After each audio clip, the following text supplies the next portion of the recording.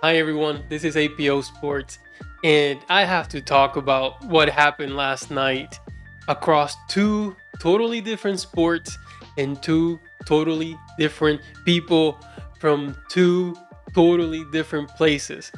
So I was there trying to flip the channel between watching Kaylin Clark and between watching Shohei Ohtani, and they both accomplished amazing feats last night. Of course, the Shohei Ohtani feat was one that we never seen before, right? 50 home runs, 50 stolen bases, the Babe Ruth of our time, and perhaps the greatest baseball player of all time, who has a huge following, who's broken so many records, who's meant so much to his own country.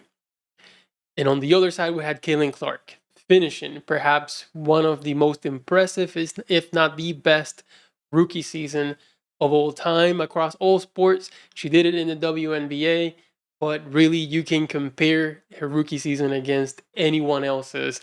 And her rookie season will be up there with all of them. Yesterday, she also was able to hit 2 threes, which placed her second for most threes scored in a season in WNBA history. And that, along with all the different records that we're going to be talking about here soon, the impact that she had on the WNBA, the impact that she's had in sports in general, and the entire country just wanting to watch her play, wanting to see what she's doing at any given time. So in this video, I'm going to compare both the Kaylin Clark effect and the Shohei Ohtani effect. And I will try to explain why these two players, like why is it that these two players are the ones who are getting all of the attention. Of course, there are other WNBA players that are great players, but they don't get the same attention, they don't get the same draw, and the same thing happens in Major League Baseball. There's been complaints on both sides in both sports that certain players are not getting enough coverage, that everything is about Ohtani. How many times have I seen the MLB account get comments every time they keep posting about Shohei Ohtani, and they're like, "Oh yeah, you post everything about Ohtani. If Ohtani wipes his mouth, or if he cleans his nose, Major League Baseball is going to be making a tweet about it," but they don't show what other great players are doing.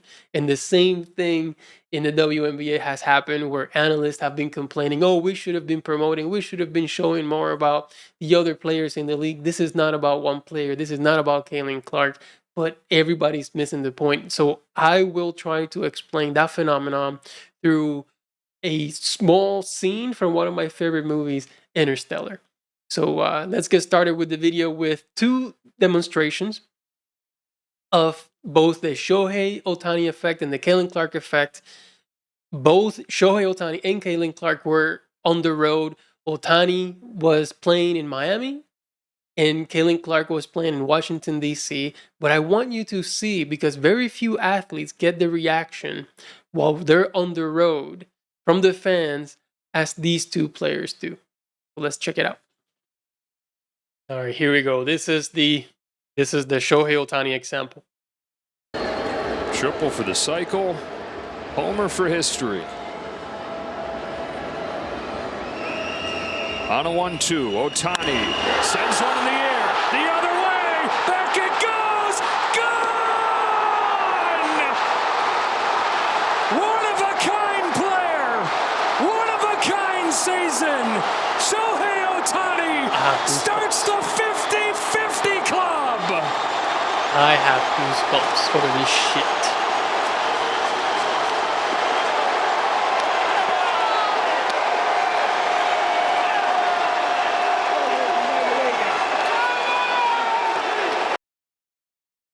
Again, this is the reaction that he gets on the road mostly every time, but of course this is more significant because of what this home run meant as far as the first ever 50 home runs, 50 stolen bases season, which is insane, right?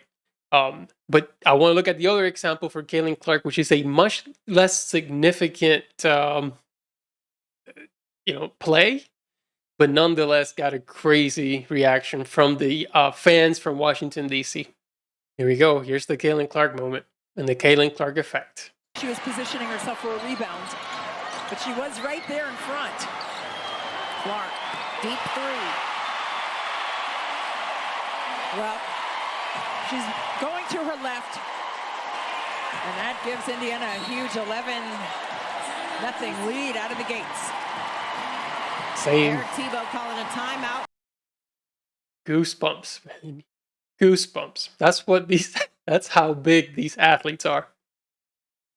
Okay, so again, I couldn't help last night but think about the parallels between these two players. And we have to go back to 2018 when Shohei Ohtani was a rookie who had signed a not really sizable contract with the Los Angeles Angels, and he had doubters all over the place. So I'm going to just give you some examples and show you some of the examples from some of the doubts that people had about Shohei Ohtani's ability to do what he's currently doing in Major League Baseball. And granted, he was dominating in Japan, right? Japan has the second best baseball league in the world. And he dominated, he pitched, and he was a hitter.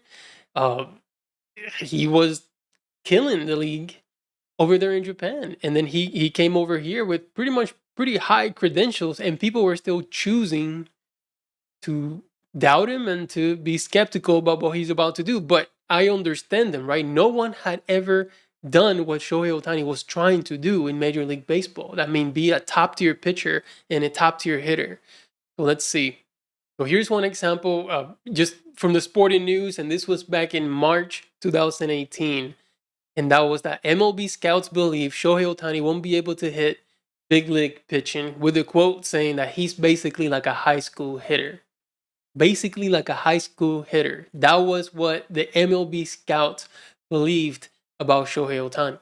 So Dan Fettis, a reporter for the Bills, who, I mean, it's sports, but not necessarily baseball, but said 99% of the time I couldn't care less about spring training, but when the Japanese Babe Ruth has given up 13 runs in 4 innings on the mound, I can't help but laugh.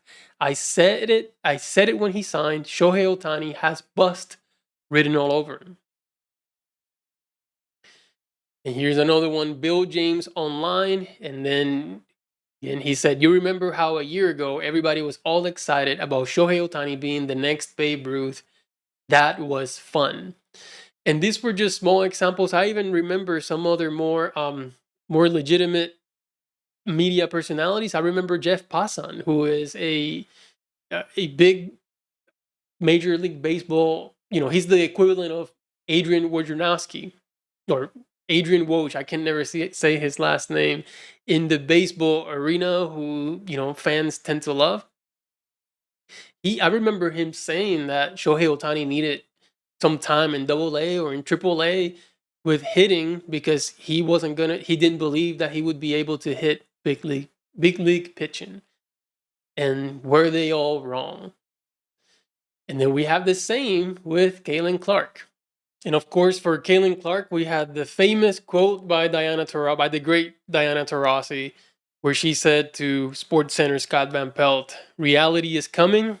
There's levels to this thing. That's just life. We all went through it. You look superhuman playing against 18-year-olds, but you're going to come against some grown women that have been playing professional basketball for a long time. And same thing, right? It's not like these two individuals hadn't proven themselves before. It's not like Caitlin Clark wasn't the greatest scorer in NCAA basketball history, right? Both men's and women's. It's not like she hadn't been getting all the awards and player of the year and all of these different accolades, carrying that Iowa team to the final game, to the championship, about 2 years in a row. I just don't get why people felt the need to have these type of takes, right? And then we have to display one more. We have to display the quote by the UConn coach. So we had the quote. This is actually hilarious. It's actually funny, and Gino Auriemma, is that how you say his name? UConn coach Gino Auriemma is nowhere to be found after saying this quote. He's probably hiding. I don't know when we're gonna see him next. He might just retire, but this is what he said on the Dan Patrick Show. If you're a college player and you're a great college player like Caitlin was, the delusional fan base that follows her disrespected the WNBA players by saying she's going to go in that league and tear it apart. There were actually odds. Like she's third or fourth in betting odds of being MVP of the WNBA. These people are so disrespectful and so unknowledgeable and so stupid that it gives women's basketball a bad name. So the kid was set up for failure right from the beginning. They were tremendously disrespected, and none of them are going to say it. But human nature is okay, this kid's coming into the league, and Diana Taurasi said it best. This kid is in for a rude awakening. And yeah, all of these things that he was saying that wasn't going to happen are going to happen because Caitlin Clark is going to probably be third or fourth in MVP voting of the WNBA. So again, skeptics, doubters. I wouldn't say haters because I don't think Diana Taurasi or the UConn coach hate Caitlin Clark, but went to extensive lengths to minimize what her impact was going to be in the league. Same thing that happened to Shohei Ohtani. But now what we're going to do is we're going to go through the records. Some of this, not everyone, not every record, but some of the most significant records that both Caitlin Clark and Shohei Ohtani have either broken, have established some of the big milestones that they've accomplished. And this is crazy because we can have this laundry list of records from Caitlin Clark already, because Shohei Ohtani has actually been in MLB or in Major League Baseball for 6 to 7 years now. So a list of records and milestones for Shohei Ohtani. So these are hidden records and milestones. So he was the first player to hit 50 home runs and steal 50 bases in a single season. He just did it last night. Most home runs by a Japanese-born player in a single Major League Baseball season, 46 in 2021, but of course now 51. Most home runs hit by a pitcher in MLB history, so that's when he was a pitcher, when he actually pitched, which was 46. First MLB player to start a game as the team's starting pitcher and bat leadoff. First player to be selected to the All-Star game as both a hitter and a pitcher. Can you imagine how great you gotta be to be selected to the All-Star game for being both great at pitching and hitting? Most home runs by a designated hitter in a single season, 51. Some pitching records and milestones. First player to win 10 plus games and hit 30 plus home runs in a season. First MLB player to qualify as a league leader in both hitting and pitching stats in a single season. Most strikeouts by a player with 30 plus home runs in a season. So he had 219 strikeouts in 2022. A first player with 500 plus strikeouts and 100 plus home runs in MLB history. First player in modern MLB history to record both a 30 home run season and a 10 win season in the same year. First MLB player to record 100 RBIs, 100 runs scored, and 10 pitching wins in a single season. First player in MLB history to be named an all-star as both hitter and pitcher. So we go again, but this happened twice in a row in consecutive years, 2021, 2022. American League MVP with unanimous voting. I think he won the MVP twice. He's going to win the MVP again this year. A first Japanese-born player to reach 40 home runs and 100 RBIs in a season. Became the first player in MLB history to qualify for both the ERA title and batting title in the same season. First player in MLB history to reach 45 plus home runs and 25 plus stolen bases. But this is an outdated record. He is the first, as we said before, he's the first MLB player to hit or to do 50 home runs and 50 plus stolen bases. Now let's look at some of the records, not all, for Caitlin Clark. For first rookie in WNBA history to record a triple-double, achieving it twice in her debut season. Of course, the first player in Indiana Fever history to record a triple-double, most assists in a single game by a rookie. Or actually, most assists in a single game in WNBA history, not just a rookie, but any player ever with 19 assists. Faster player to reach 300 assists in a single season. Most assists by a rookie in a single season. Of course, she also broke the assist record in a single season. Most point assist double-doubles by a rookie. Most three-pointers by a rookie in a season, fastest player to reach multiple scoring milestones, including 100, 150, 200, and 300 points in combination with assists and rebounds across various early games. All-Star achievement, most All-Star votes in WNBA history with over 700,000 votes received. Franchise record for most assists, of course, in a quarter. Franchise rookie record for most three-pointers in a single game with 7 3-pointers. And of course, we have that she had the most points in a WNBA season by a rookie. So she also just broke that as well and actually extended that lead. And like we said earlier in the video, she was, she now is second all time in a single season in WNBA history in 3-pointers made. So just a long, and there's more. There's a lot more that we can do. This is just some of the highlights that I want to do. But just in one season, she was able to break a crazy number of records in the WNBA. And of course, Shohei Ohtani has broken all kinds of records in Major League Baseball. Now I just want to talk about some of the viewership records because this is also something that they both do, especially for Shohei Ohtani in Japan. So if we remember back to the World Baseball Classic that happened last year, so Japan's run to a World Baseball Classic win delivered huge TV numbers in the country, including the best WBC rating in any country in the history of the event. Japan's championship win against the US did not have the biggest audience. Instead, it was the country's quarterfinal win over Italy, which drew around 38 million viewers to TV Asahi. That's the audience equivalent of what an NFL divisional playoff game does in the US. The game had a 48.7 local rating in Japan, which is the second best telecast ever on TV Asahi, only behind only the Japan-Croatia FIFA World Cup group stage match from 2006. So again, both Shohei Ohtani and Caitlin Clark have crazy viewership records, and we'll just, go through a few, but we are all familiar with the records and the viewership numbers that Caitlin Clark has done in the WNBA. This is the biggest season as far as attendance and viewership in WNBA history.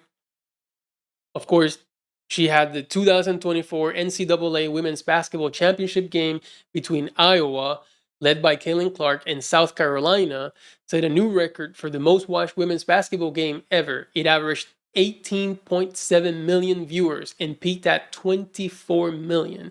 This broke the previously viewership records and even surpassed several men's basketball finals from the past decade. And then just a couple from the WNBA. So WNBA debut in 2024, Clark's WNBA debut with the Indiana Fever against the Connecticut Sun attracted 2.1 million viewers, setting a record for the most watched NBA regular season game on ESPN.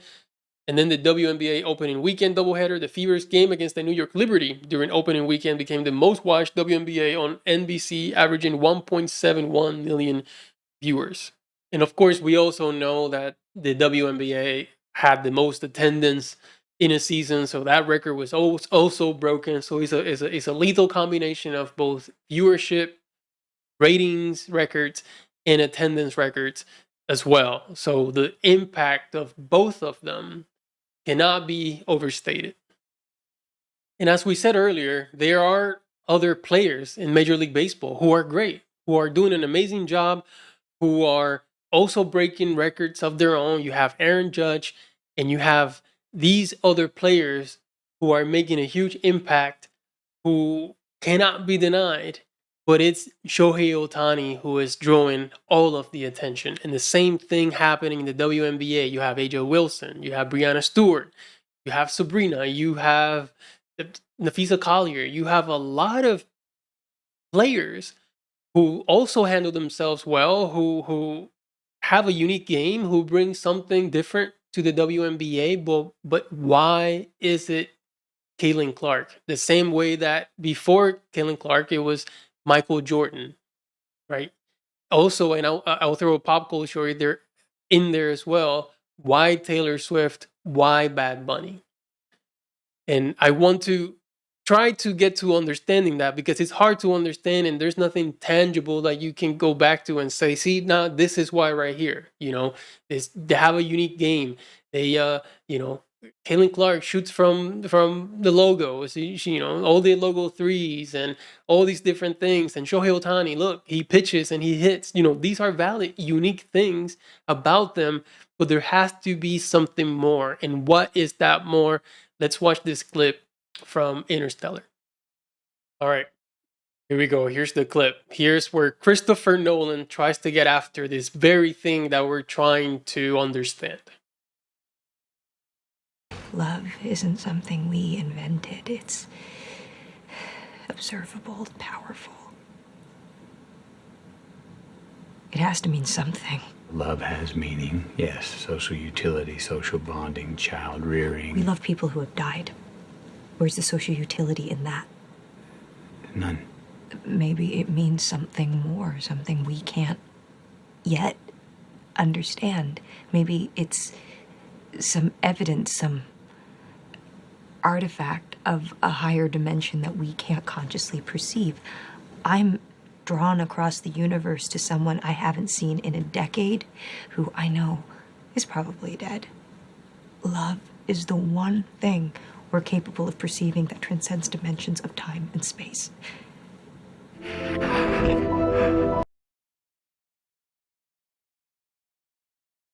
Love is the one thing we're capable of perceiving that transcends time and space.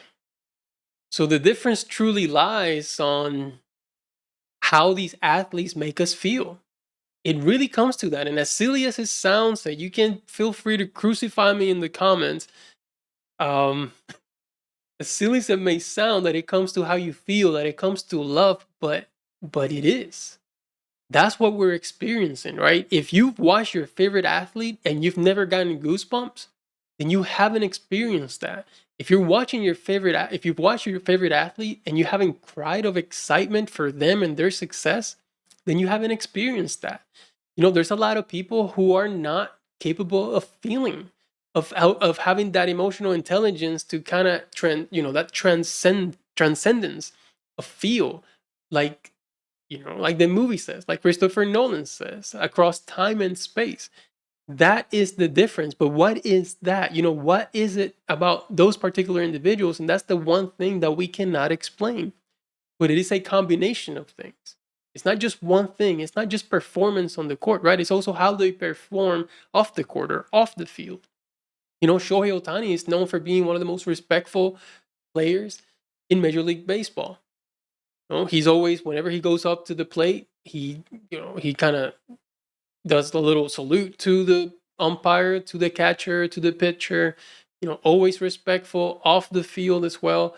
Caitlin Clark on the court is different, right? Because she's just caught up in the game and all these emotions. That she's totally different on the court than she is off the court. Off the court, you see her signing autographs. You see her saying all of the right things with the media, while still being funny, while still having a personality. But she's able to understand how to still have fun with the media, while at the same time still making sure that she's saying the right things. And I don't think that she says the right things because she has to say the right things.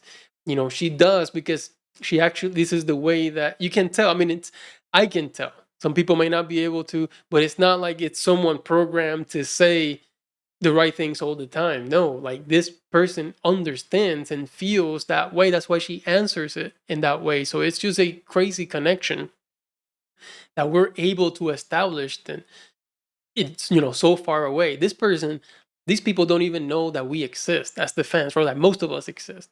They just don't. But we're still able to feel this way for them, to love them in that way, the same way that we would love a sister or a brother or an uncle. In the case of Michael Jordan, right? For my experience alone, as to why I like these players, I grew up watching basketball in the 1990s, and I felt the same way about Michael Jordan. The first time that I ever cried for excitement was when Michael Jordan announced that he was returning to the NBA back in 1995. That was the first time that I was crying of excitement. and you can't explain that, right? That's why. So anytime that they compare LeBron James versus Michael Jordan, people always try to explain it through numbers, and you can't. LeBron James has surpassed Michael Jordan when it comes to statistics and when it comes to numbers, but he's still not considered the greatest of all time. Why? The simple answer to that: because he's not Michael Jordan. And he's never made us feel the way that Michael Jordan made us feel. It's as simple as that. It's as simple as that. So now we come to Caitlin Clark. How come, there was no coverage of the WNBA before?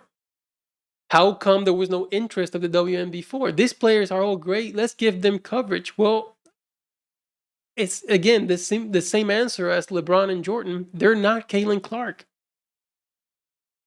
Caitlin Clark has established, for whatever reason, a connection with a large audience because of how she makes them feel and because of the love that the fans have for her. You can't explain it. It's not tangible. You can't touch it, right? We can't understand it. Christopher Nolan can't even understand it. He tried his best to explain it. Same thing with Shohei Ohtani. Well, how come these other players, well, they're not Shohei Ohtani?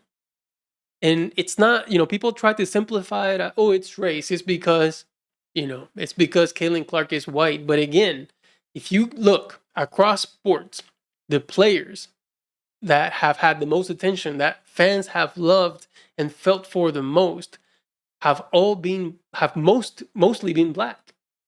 So if you look at boxing, Muhammad Ali is considered one of the greatest boxers of all time. The connection that he had with people was insane. I mean, Skip Bayless in one of his latest podcasts talked about the influence that Muhammad Ali had in them because of the person that Muhammad Ali was. Of course he was great in the boxing ring, but he was amazing, and the courage that he had for doing all the things he did outside of the boxing ring. You have, like I said, Michael Jordan in basketball. You have Serena Williams in tennis. You have, whether it's Barry Bonds or Hank Aaron in baseball, Jackie Robinson in baseball, Roberto Clemente in baseball. These are all individuals and players that the fans loved for whatever reason, and they also love to hate. Right? And so we see evidence that it's not just because, oh, there's a white athlete, so let's back her up. And the same thing with Shohei Ohtani. Shohei Ohtani is Japanese. Of course, he's beloved in Japan, but he's also beloved in America. Look at that crowd in Miami.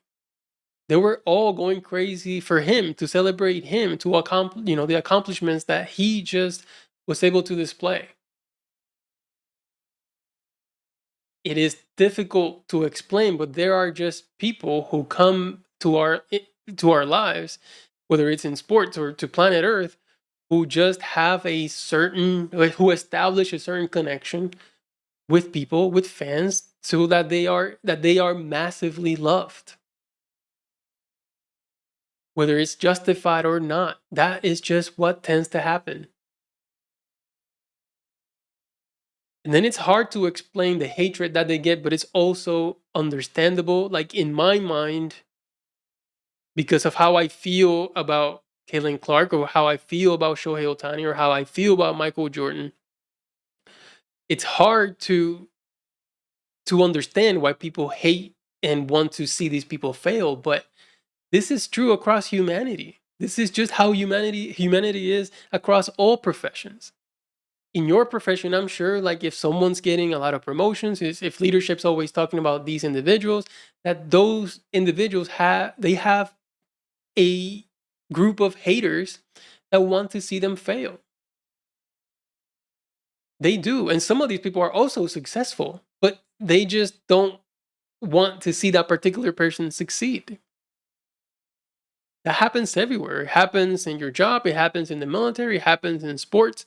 It just happens. And one of the biggest examples is, it happened to Jesus Christ, who happens to be the most beloved entity ever on planet Earth. And this person was brutally tortured and brutally murdered.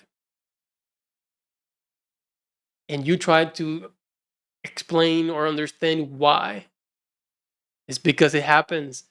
And I think most of these people have an inability to feel. Like, I don't think they'll ever experience goosebumps while watching a basketball game or while watching a sporting event about something that's happening with their favorite athletes. They're never going to cry of excitement for their success of their favorite players. They have an inability to feel a certain emotion or to have certain emotional intelligence. And that's okay. It's part of the whole entire human experience. So this is not demonizing those individuals in any way. But a lot of it is an inability to feel. And that's the best way that I can explain both the Caitlin Clark effect and the Shohei Ohtani effect. And if you enjoyed this video, if you would like to see more breakdowns where we get more conversations in depth and we explore subjects across sports, you can go ahead and please like the video and don't forget to subscribe. But that's it for this video. Thank you so much for watching, and I'll see you next time.